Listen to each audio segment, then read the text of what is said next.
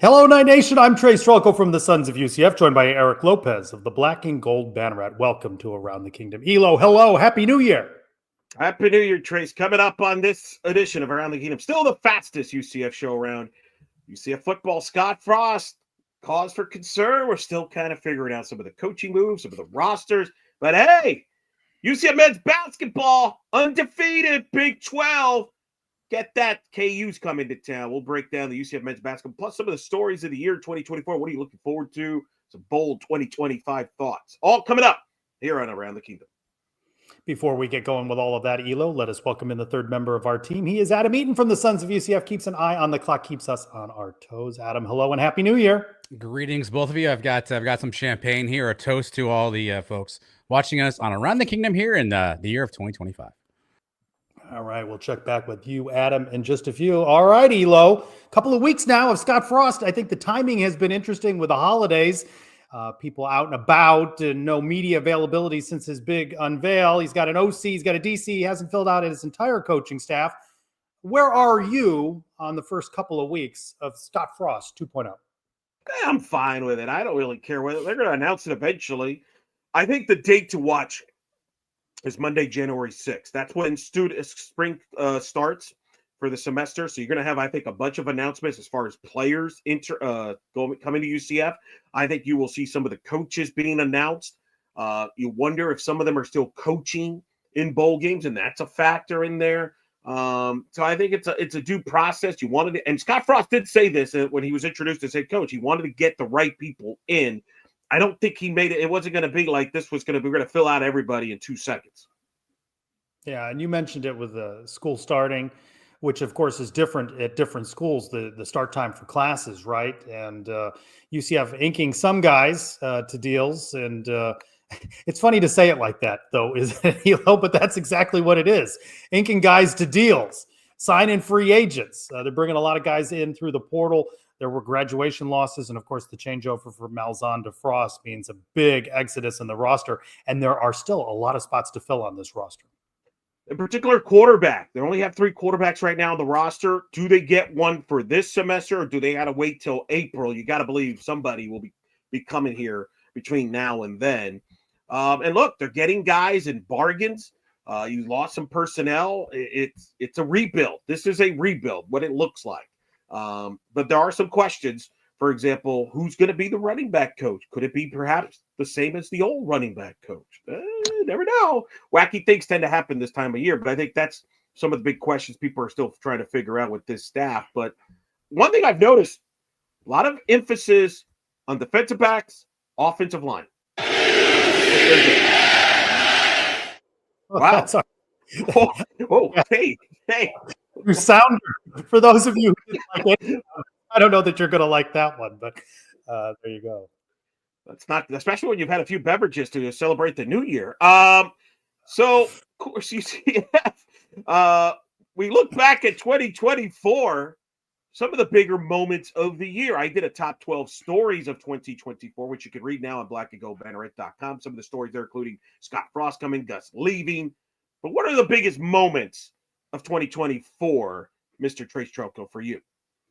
Well, let me ask you a quick question about this. You narrowed it down to 12. Did you have more on the list, or did you find, I guess my perception is that it was sort of an uneven year for athletics? You could always find moments, but did you have trouble putting together a list like that?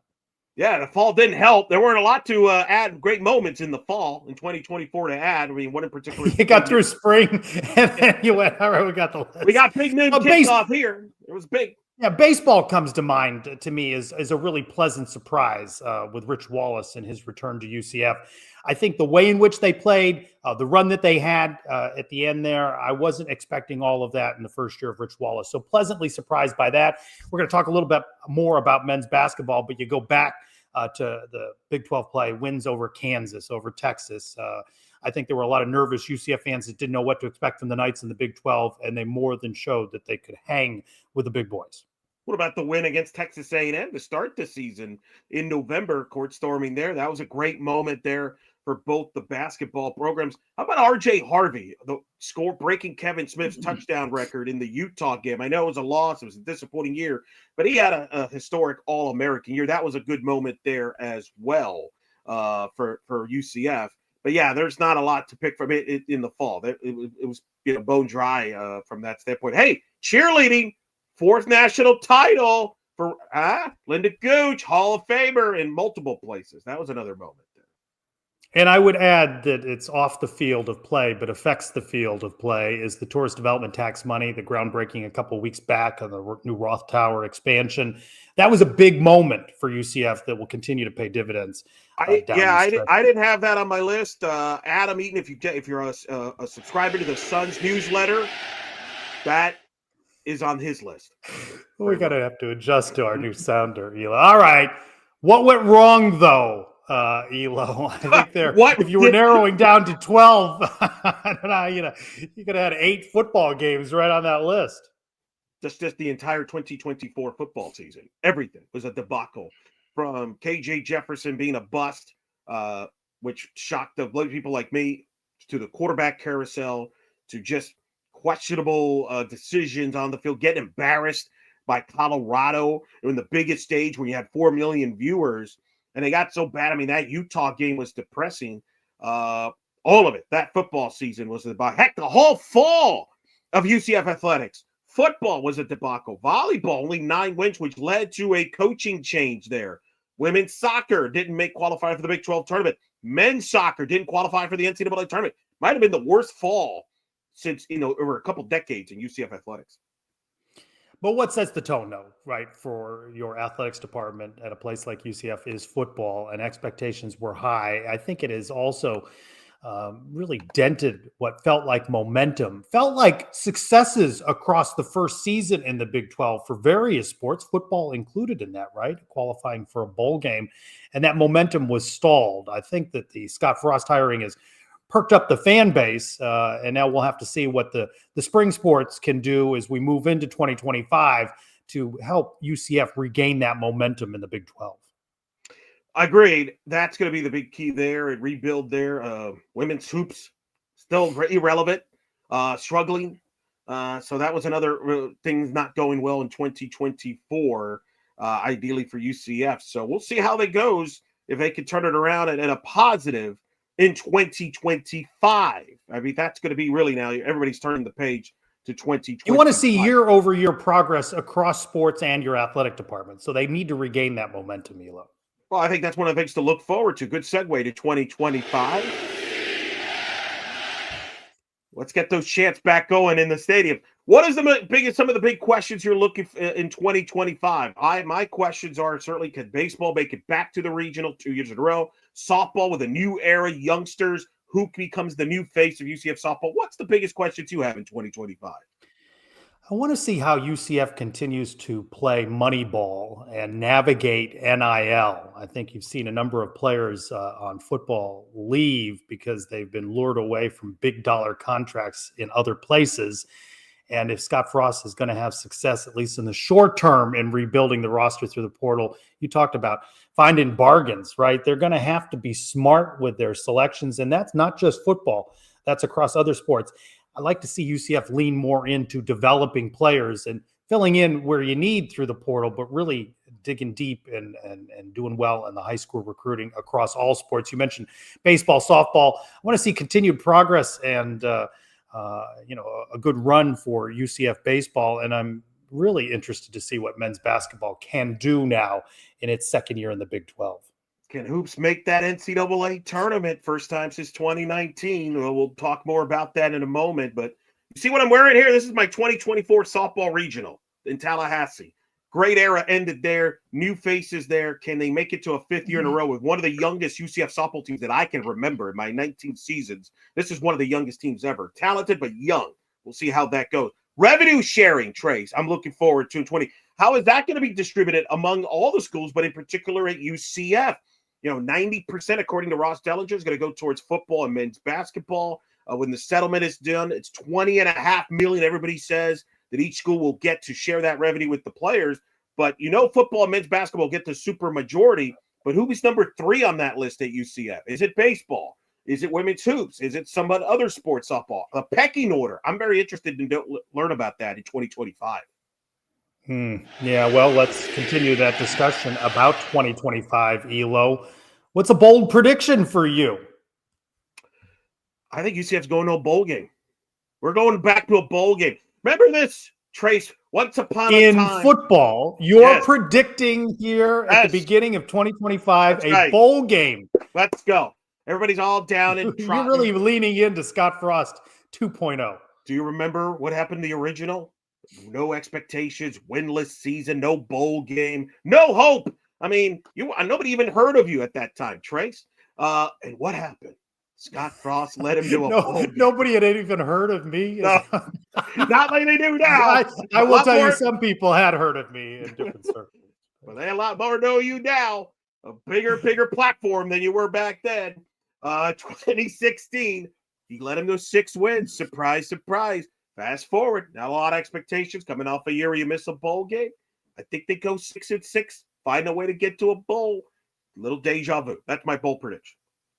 I like it. I like that bold That's my prediction. positive I'm bold going to lean prediction. in on Rich Wallace.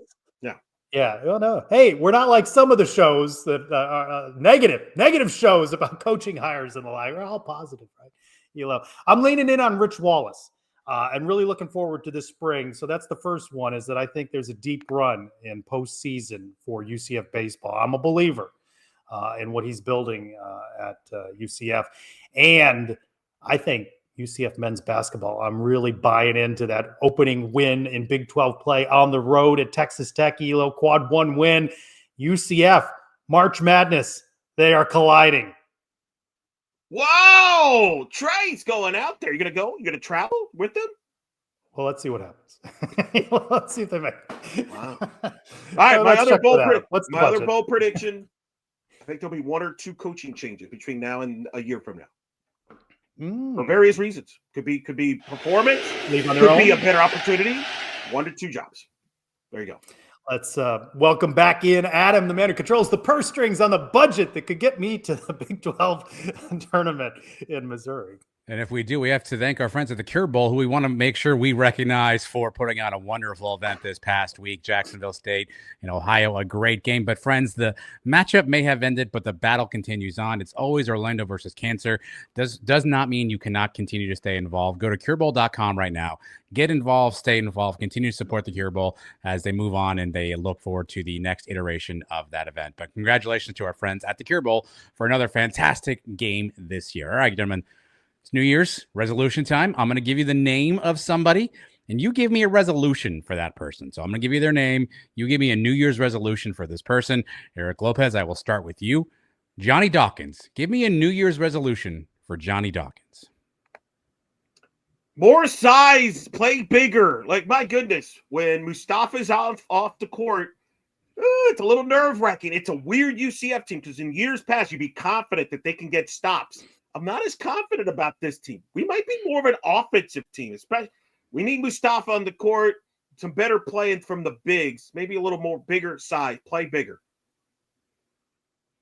Trace? Same one for me. Same one, Johnny continue to build on and earn the respect of the fan base, and as well the administration, and parlay that into March Madness and a contract extension. I think Johnny Dawkins is a keeper on this campus.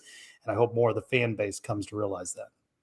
All right, Trace, next one for you. Give me a resolution for Terry Mohajir.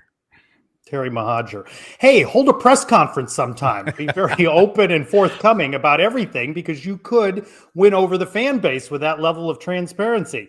Be more engaging with your fan base, not just those big money donors that have their names on buildings. Did you just really just say to have a media, that was your for him to do a media opportunity? More transparent, more open, more engaging.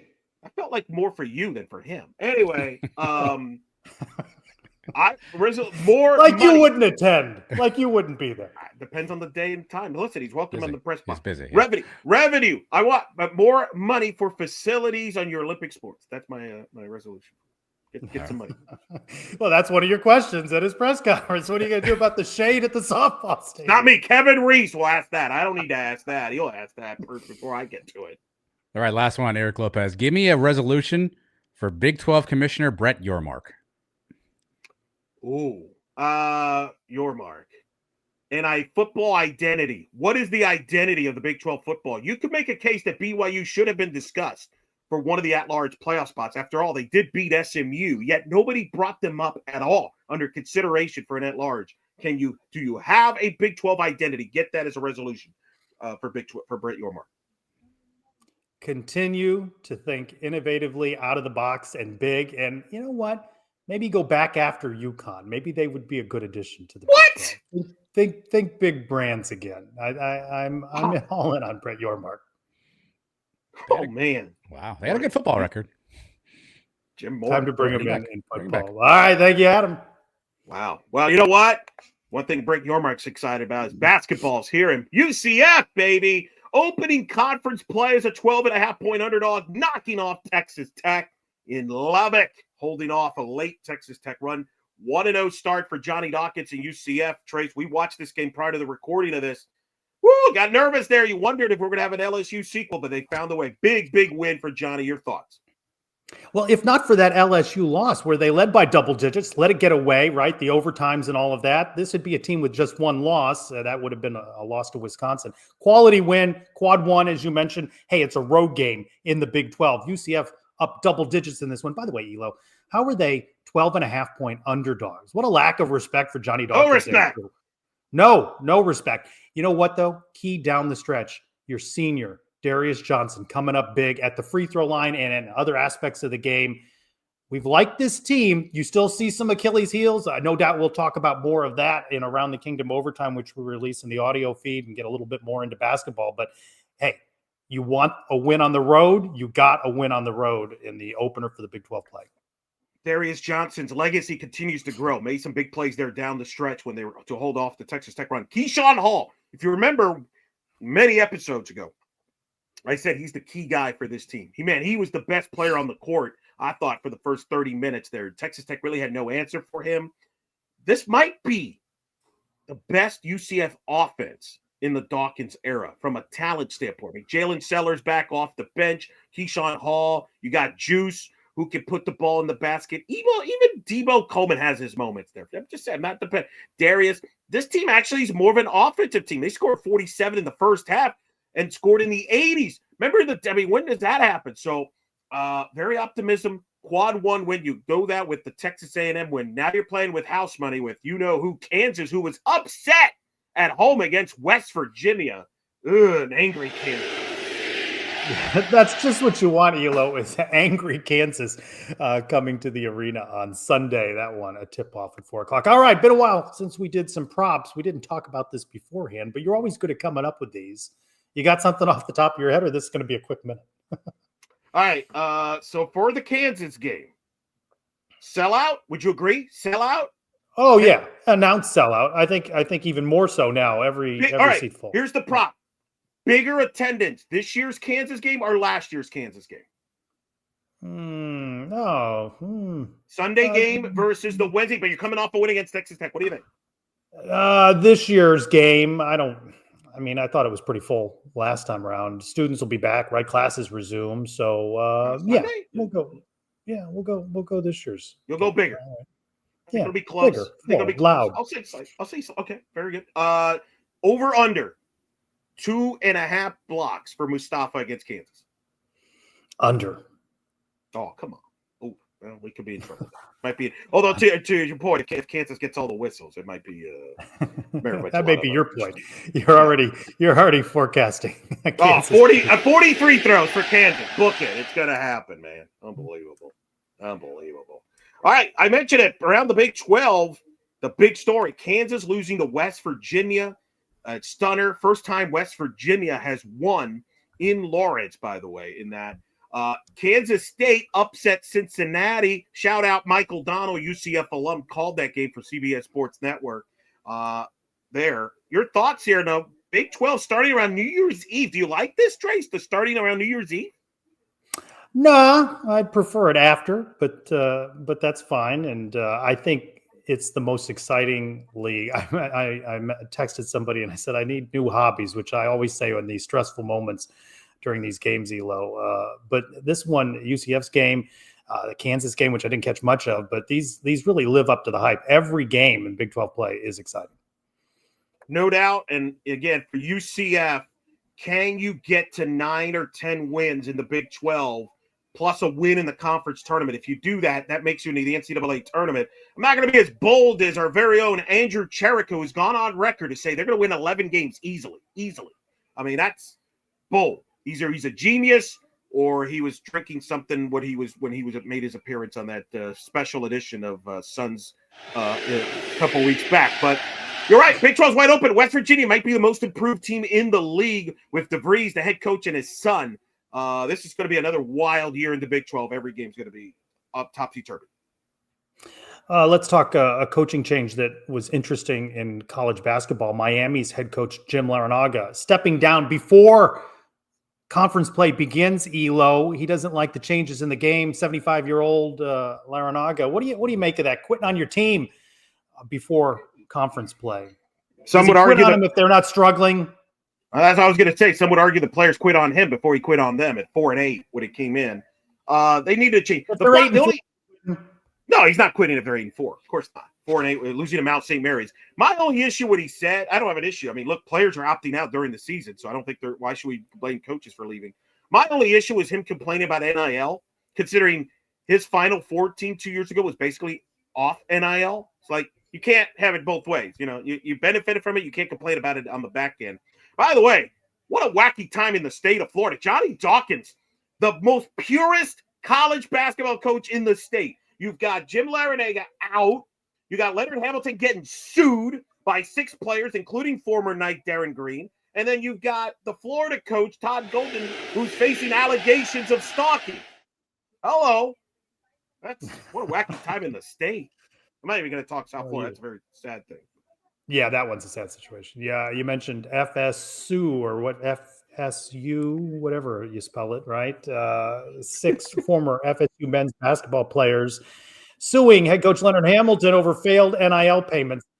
Are they ever going to rein themselves in? Why not have contracts? Why not spell all of this stuff out? Why is it so up in the air? I mean, I don't know the facts, how it will shake out, Elo, but they're just another black mark on the NCAA.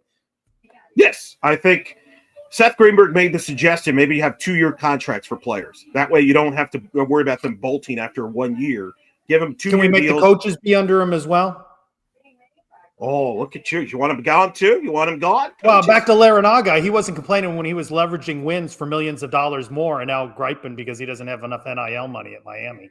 Right. I mean, it's the wild, wild west out there right now. I mean, it just is what it is. I don't know. Is there any reforms really on the horizon, though?